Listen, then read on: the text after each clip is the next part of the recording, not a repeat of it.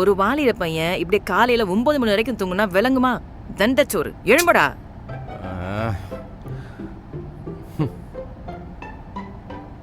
இந்த வீட்டுல நிம்மதியா தூங்க விட மாட்டாங்க போல இருக்கு.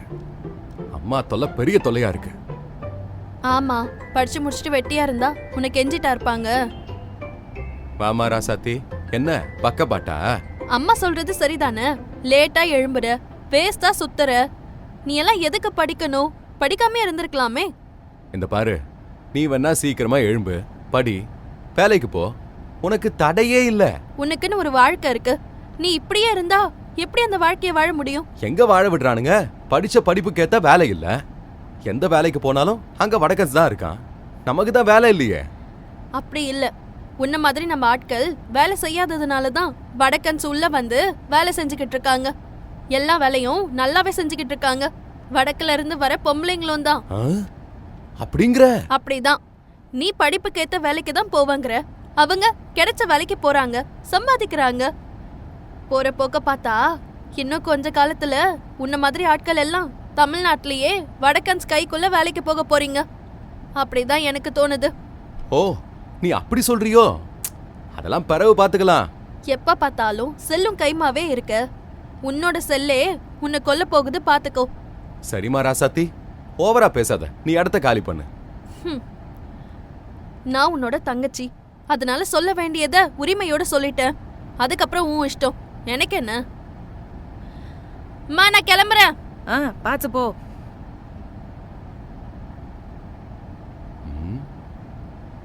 இன்னைக்கு என்ன பண்ணலாம்?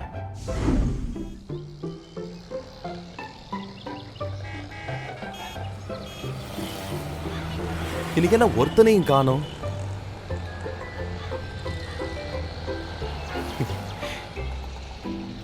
ஆமாடா, நீயும் ஸ்கூலை கட் பண்ணிட்டியா? Super super. நாம தான்டா பெரிய ஆளு. என்ன இவனுங்க ஸ்கூலுக்கு போகாம சுத்திக்கிட்டு இருக்காங்க? வணக்கம். வணக்கம் வணக்கம், வாங்கடா. என்னடா நீ ஸ்கூலுக்கு போலியா? இல்லண்ணே. ஏன்டா? அதெல்லாம் பாஸ் ஆயிடலானே. நமக்கு டைம் தான் பாஸ் ஆகணும்ண்ணே. டைம் தான் பாஸ் ஆகிட்டே இருக்கு. படிக்கிற பசங்க பள்ளிக்கூடத்துக்கு போக வேண்டாமா? வாஸ்தவமான கேள்விதான். படிச்சு முடிச்சு வேலைக்கு போக வேண்டிய ஆளு இப்படி வெட்டியா வேலைக்கு போகாம இருக்கலாமா? நம்மளே மறக்கிறானுங்களே. நான் போட்டி தேர்வுக்கு வீட்லயே ப்ரிப்பேர் பண்ணிட்டு இருக்கேன்டா. எப்படி, செல்போன்லயா? ஆமா, செல்போனை பார்த்தா நான் நிறைய கத்துக்கிட்டு இருக்கேன். அததான் இன்ஸ்டால பாக்குறோம்ல. அப்ப நீங்க சீக்கிரமா ஒரு அரசு அதிகாரி ஆயிடுவீங்க, அப்படிதானே? ஆமாடா, ஆமா. நம்மள ஓட்டுறானுவல வசமா மாட்டிக்கிட்டேனே. ஐயோ, இவர் வேற அட்வைஸ் பண்ணுவாரு. இன்னைக்கு நேரமே சரியில்லை போலங்க, வசமா மாட்டிக்கிட்டேன். தம்பிங்களா, நீங்க போங்கடா, பிறகு பேசிக்கலாம். சரி, நான் போயிட்டு வரோம். என்ன உட்காந்தாச்சு? சும்மாதான் மாமா. ஒரு வாலிப பையன் எப்போ பார்த்தாலும் சும்மா தான் இருக்குன்னு சொல்லக்கூடாது. செய்யறதுக்கு எவ்வளோ வேலை இருக்கு. சரி மாமா. நீ எப்போ தானே வேலைக்கு போவ? படிப்புக்கேற்ற வேலை கிடைச்சா நான் ஏன் மாமா போக மாட்டேன்? வேலை கிடைக்க மாட்டேங்குது. இது வரைக்கும் எத்தனை இன்டர்வியூ போயிருப்ப? முயற்சி பண்ணாதான் வேலை கிடைக்கும். சும்மாவே இருந்து வீணா போயிடாத. சரி மாமா.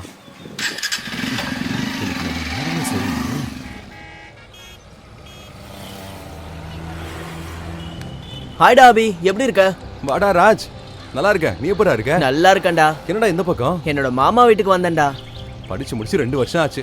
இப்பதான் பாக்குறோம்ல. ஆமாண்டா. நீ என்னடா பண்ற? இவனும் வேலையை தான் கேட்குறான். வேலைக்கு ட்ரை பண்ணிட்டு தான்டா இருக்கேன். படிப்புக்கேற்ற வேலை கிடைக்கல. நீ என்னடா பண்ற? நாம தான் படிக்கும்போது சரியா படிக்கலையே. எனக்கும் வேலை கிடைக்கல. அப்படியே உட்காந்து நேரத்தை வீணடிக்காம என் அப்பா செஞ்ச வேலையை செஞ்சுக்கிட்டு இருக்கேன்டா. என்ன வேலை? கடல்ல போய் மீன் பிடிக்கிற வேலை. என்னடா சொல்ற? நான் பாக்குற வேலையை தான் சொல்றேன். என்னடா முட்டாளா இருக்க? ஏன் அப்படி சொல்ற? உங்க அப்பா எப்படியா இருந்தாரு? கடல்ல மீன் பிடிக்க போகும்போது ஒரு பெரிய ஆளையில மாட்டி இறந்துட்டாரு. அதை தெரிஞ்சுதான் கேக்குறேன். சரி, உன் தாத்தா? அவரும் இப்படிதான் மீன் பிடிக்க போன இடத்துல அலையில சிக்கி இறந்து அவர் பிணந்தான் கரைக்கு வந்துச்சு. சரி, இவ்வளவு நடந்திருக்கு. உன்னோட அப்பாவும் தாத்தாவும் கடலுக்குள்ள மீன் பிடிக்க போய் செத்து இருக்காங்க. அது தெரிஞ்சும் தைரியமா எப்படி உன்னால கடலுக்குள்ள மீன் பிடிக்க போக முடியுது? சரி, உங்க அப்பா எப்படிடா இருக்காரு? இப்ப இல்லடா. என்னடா ஆச்சு? நல்லாதான் இருந்தாரு. திடீர்னு வியாதிப்பட்டு படுத்தாரு. அதுக்கப்புறம் எழும்பவே இல்லை, இறந்துட்டாரு. ஐயோ, சரி, உன்னோட தாத்தா எப்படியா இருந்தாரு? வயசான காலத்துல கட்டில் கிடையாவே இருந்து அப்படியே இறந்துட்டாரு. உன்னோட தாத்தாவும் அப்பாவும் கட்டில்ல படுத்தே இறந்துட்டாங்க. அப்படி இருந்தும் நீ எப்படிடா தைரியமா கட்டில்ல படுக்கிற?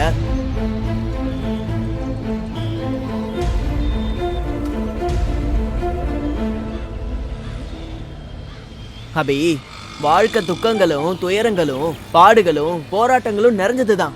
அது நினைச்சா வாழ முடியாது. ஆபத்து வரணும்னா எப்படியும் வரும்.